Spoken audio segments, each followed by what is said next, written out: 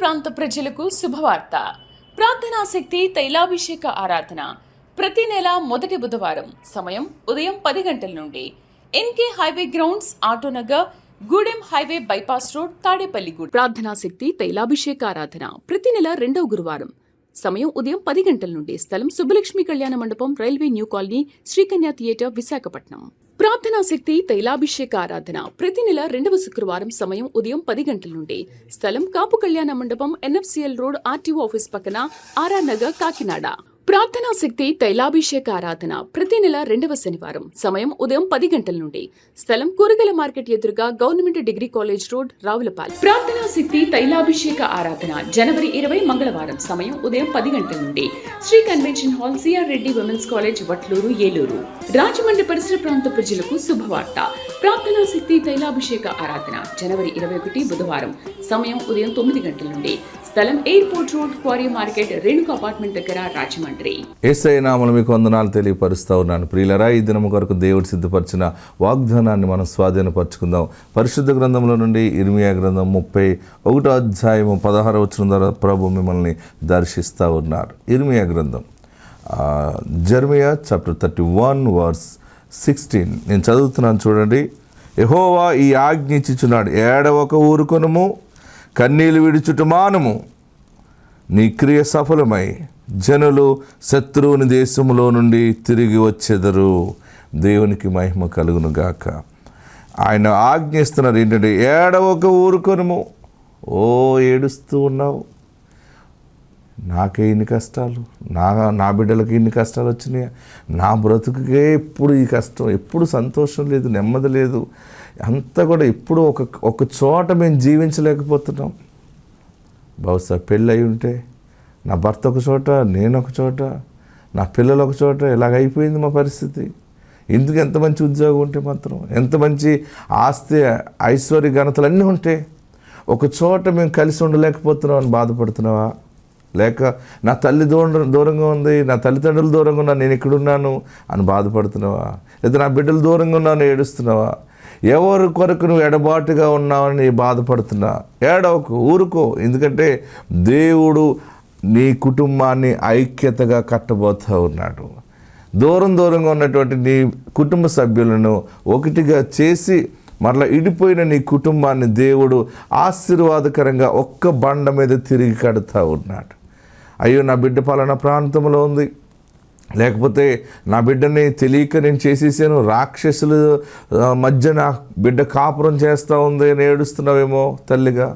లేకపోతే నా కుమారుడిలాగా ఉన్నాడు, పలానా చోట నలిగిపోతూ ఉన్నాడు, అక్కడి నుంచి ఎప్పుడు విడుదల వస్తుందా, లేకపోతే నా భర్తకి ఎప్పుడు విడుదల వస్తుంది, నా భార్యకి ఎప్పుడు విడుదల వస్తుంది, నాకంటూ నా జీవితంలో ఎప్పుడు డెలివరెన్స్ వస్తుంది, ఎప్పటికీ నేను సాక్షిగా నిలబడతాను, అసలు జరుగుతుందా అని రోజు ఏడుస్తూ ఉన్నావా?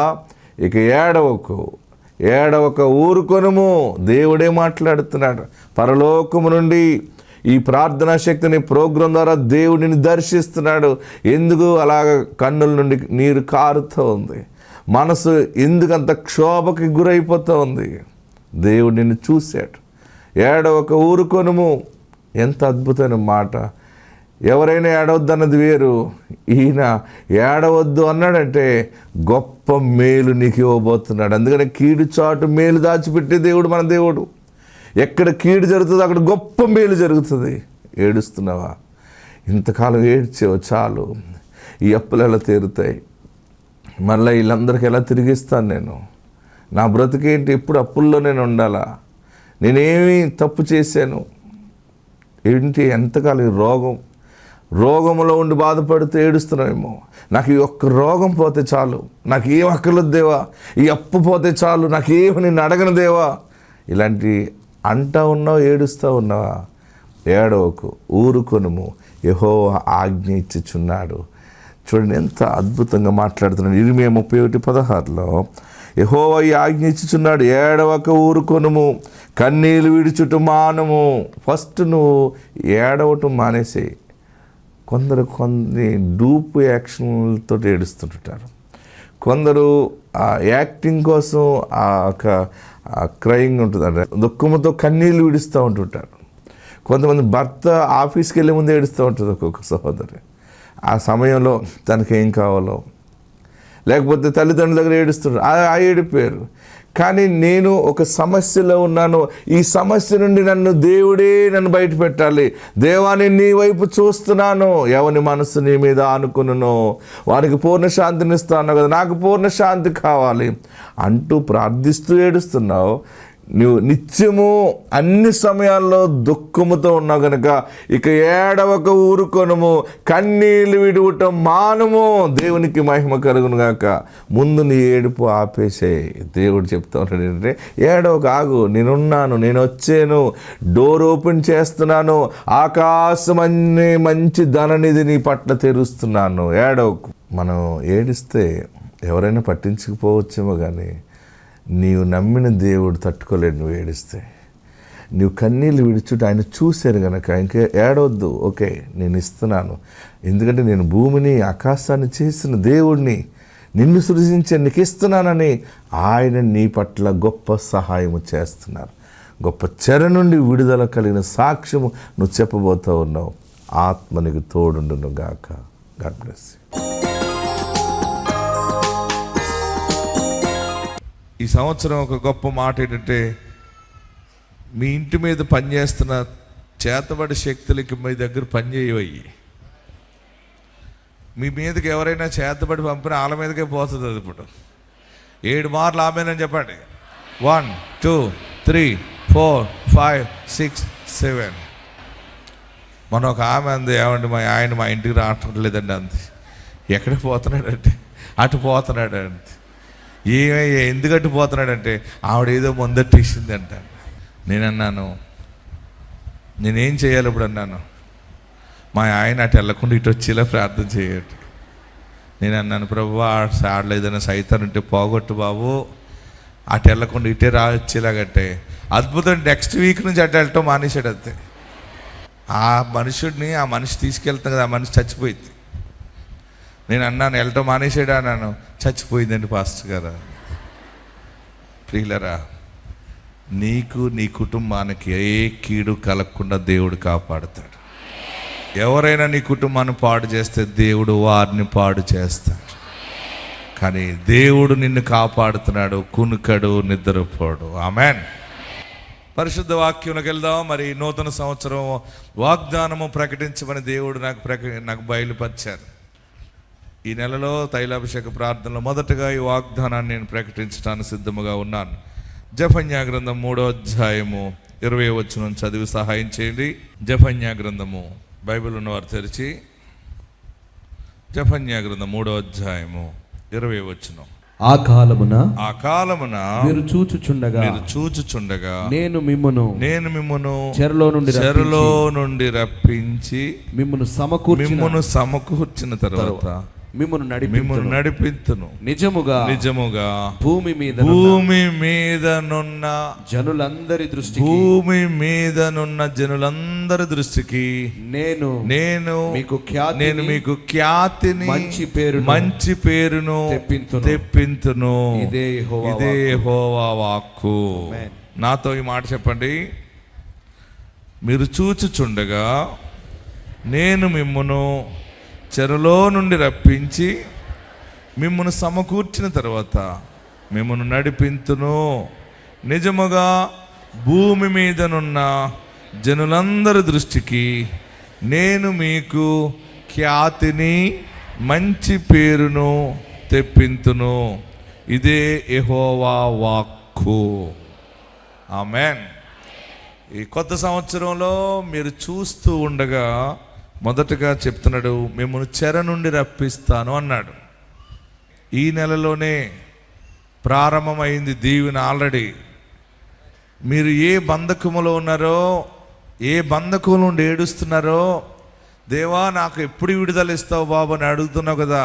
డిసెంబర్ 31 రాత్రి దేవుని సన్నిధిని నేను అనుభవిస్తూ ఉండగా పరలోకము నుండి దేవుడు నాకు ఇచ్చిన వర్తమానం ఇది. నూతన సంవత్సరం ఎలాగుంటుంది? మీరందరూ అనుకుంటారు ఈ సంవత్సరం పంచాంగం ఏంటి, ఎట్లా ఉంటుందని అనుకుంటున్నారేమో. ఈ సంవత్సరం పంచాంగం చెప్తున్నాను, నోట్ చేసుకోండి.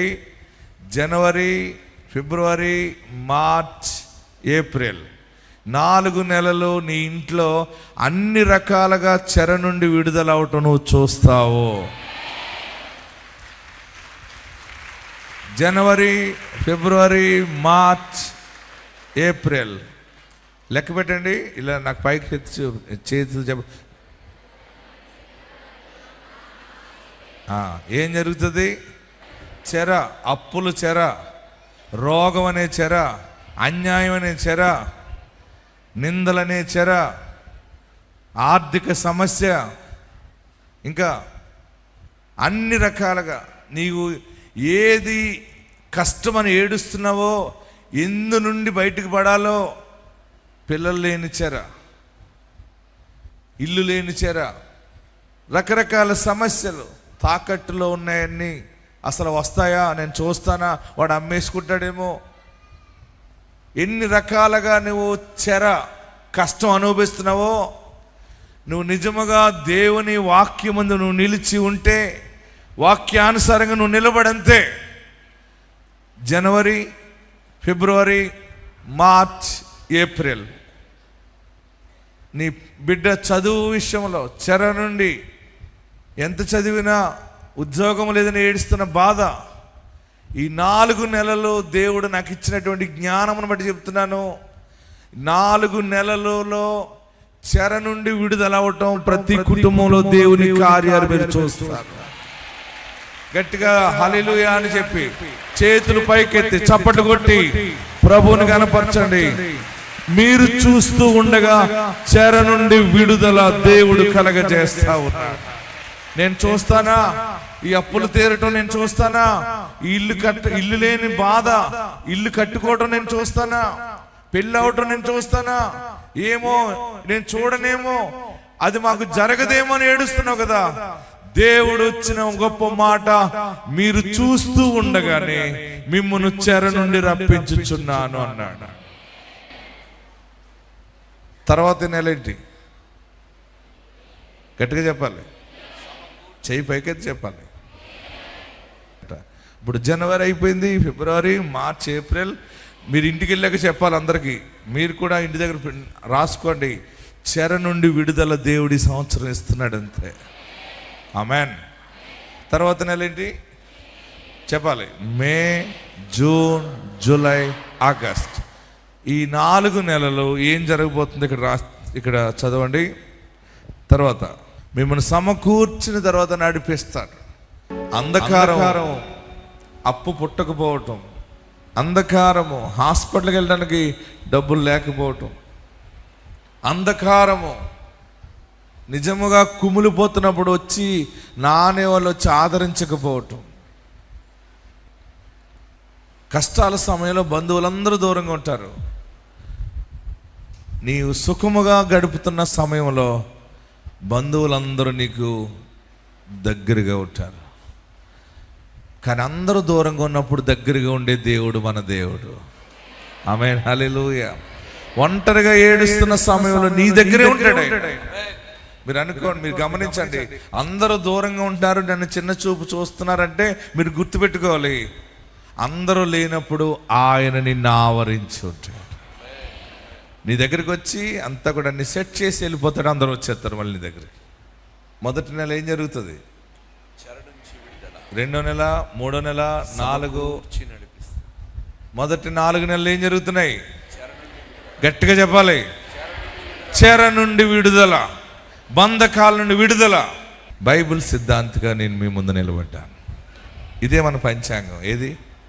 బైబిలే మన పంచాంగం. ఒకసారి రాస్తారు. ఇది ఏడవకండి, మీ పిల్లలు సెటిల్ అవుతారు, మీ కుటుంబాల అప్పులు తీరిపోతాయి, మీరు బాగుపడతారు. రోగము తెలియకుండా నేను ఇడిచిపోతుంది, అది ఎటో గట్టిపోతుంది. మెడలో వేసుకున్న పోదు, చెవి కట్టుకున్న పోదు, వాక్యము చెవుల్లోకి వెళ్తే పోతుంది అది. ఓకే, మొదటి 4 నెలలు చెర నుండి విడుదల, తర్వాత 4 నెలలు సమకూర్చి నడిపిస్తాడు. చెదిరిపోయిన నీ కళ, నీ డ్రీమ్, నేను ఇలా బ్రతకాలి, అలా బ్రతకాలి, నేను ఇలాగ ఉండాలి, మా ఆయన నేను ఇలా ప్రయాణం చేయాలి, కారులో వెళ్ళాలి, బూర్లు తినాలి, లేకపోతే అలా చేయాలి, ఒంటి నిండి ఇది వేసుకోవాలి, అది వేసుకోవాలని ఎంత కలకన్నావో అంతగా విరుద్ధమైనటువంటి పనిలో ఉన్నాను. నేను కూలి పని చేసుకుంటున్నాను, నాకు ఏది కలిసి రాలేదు, నా ఆశలన్నీ నిరాశ అయిపోయినాయి అన్నావు కదా. దేవుడు దాన్ని మరలా చిగురింప చేయబోతా ఉన్నాడు. పోయిన నీ కళ నిలబడుతుంది. నీ లైఫ్ స్టైల్ ఎలాగ కావాలని కోరుకున్నావో దేవుడు నెరవేరుస్తాడు, సమకూర్చి దానిలో నిన్ను నడిపిస్తాడు. ఇంకెన్ని నెలలు ఉన్నాయి? తర్వాత ఇంకొక 4 నెలలు ఉన్నాయి. ఈ సంవత్సరంలో 3, 4, 12 మాసాలు. తర్వాత నెల ఏంటి? September, October, November, December. అక్కడ చదవండి, జెఫన్యా 3:20 లాస్ట్లో, నిజముగా భూమి మీదనున్న జనులందరి దృష్టికి నేను మీకు ఖ్యాతిని మంచి పేరును తెప్పింతును. ఇదే నెల జరుగుతుంది.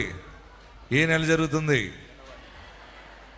9, 10, 11, 12. అంటే ఆ నెల పేరేంటి? September, October, November, December. మీరు నమ్మండి, యేసునందు విశ్వాసం ఉంచండి, వాక్యానుసారంగా ఉండండి. మీరేం చేయని అవసరం లేదు. దేవుడి సంవత్సరంలో నూతనముగా మిమ్మల్ని స్థిరపరచునై ఉన్నాడు. ఆత్మ ద్వారా కృప మీకు విస్తరిస్తూ ఉంది.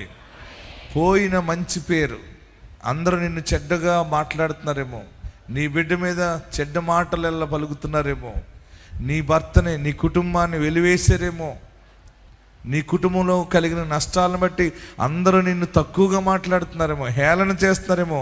దేవుడు అక్కడే అవమానపరచబడిన చోటనే ఆయన నీకు మనుషులందరి ఎదుట ఖ్యాతిని, అంటే ఘనత, మంచి పేరును ఆయన నీకు అనుగ్రహించుచున్నాడు. మీరు ఈ సంవత్సరం ఏ తైలాభిషేక ప్రార్థన మిస్ కాకండి. కుటుంబాలతో ఆరాధనలో పాలు పొందండి. ఈ 3 రకాల దీవెనలు సంవత్సరం అంతా మనకు వస్తాయి. మొదటగా చెర నుండి విడుదలవుతావు. విడుదలైన వెంటనే నీ కళలు నెరవేర్పు చూస్తావు.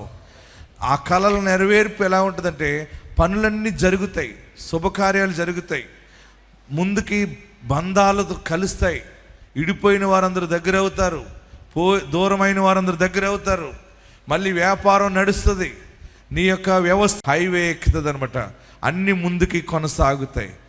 కడుతూ ఆగిపోయిన ఇల్లు, పని ప్రారంభించి ఆగిపోయిన పని, ఏ ఇల్లైనా ఏదైనా మళ్ళీ నువ్వు నిర్మాణంలో ముందుకెళ్తావు, ముందుకి కొనసాగుతావు.